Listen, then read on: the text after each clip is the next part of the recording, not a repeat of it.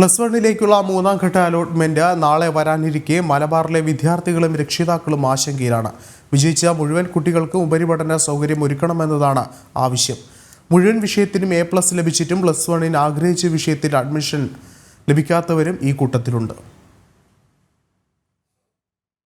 മലബാറിൽ plus വണ്ണിലേക്കുള്ള 2 allotment പൂർത്തിയാകുമ്പോഴും അപേക്ഷകളിലെ പകുതിയോളം വിദ്യാർത്ഥികൾ പുറത്താണ്. കുട്ടികൾ അൺഎയ്ഡഡ് സ്കൂളുകളെയും മാനേജ്മെന്റ് സീറ്റുകളെയും ആശ്രയിക്കേണ്ട സ്ഥിതി.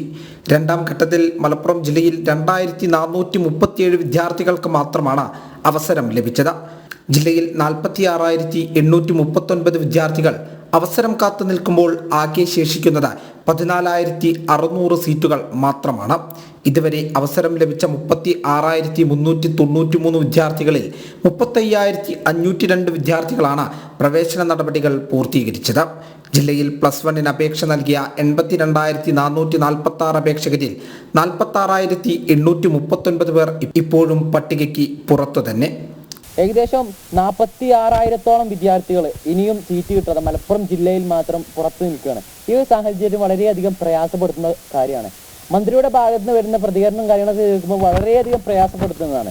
പിന്നെ അതുപോലെ നമ്മൾ ക്ലാസ് റൂമിന്റെ അവസ്ഥ എടുത്ത് നോക്കുകയാണെങ്കിലും വിദ്യാർത്ഥികൾക്ക് അനുകൂലമായിട്ടുള്ള സാഹചര്യമല്ല ഉള്ളത്. അപ്പോൾ വിദ്യാർത്ഥികൾ ഇനിയുള്ള മലപ്പുറത്തെയും അതുപോലെ തന്നെ മലബാറിലെ വിദ്യാർത്ഥികൾ ക്ലാസ് റൂമിൽ നിലത്തിരുന്ന് പഠിക്കേണ്ട അവസ്ഥയാണ് മലപ്പുറത്തും അതുപോലെ തന്നെ മലബാറിലെ വിദ്യാർത്ഥികളുള്ളത്.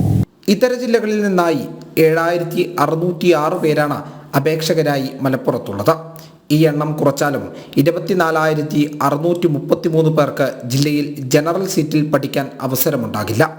വിദ്യാഭ്യാസ മന്ത്രി സഭയിൽ അവതരിപ്പിച്ച കണക്കുകൾ കൊണ്ട് മാത്രം ജില്ലയിലെ പ്രതിസന്ധി പരിഹരിക്കപ്പെടുന്നില്ല എന്നത് വാസ്തവം.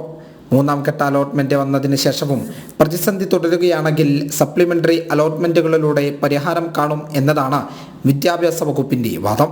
ഇതെത്രത്തോളം ഫലവത്താകുമെന്നത് കണ്ടു തന്നെ അറിയണം. ജനം, മലപ്പുറം.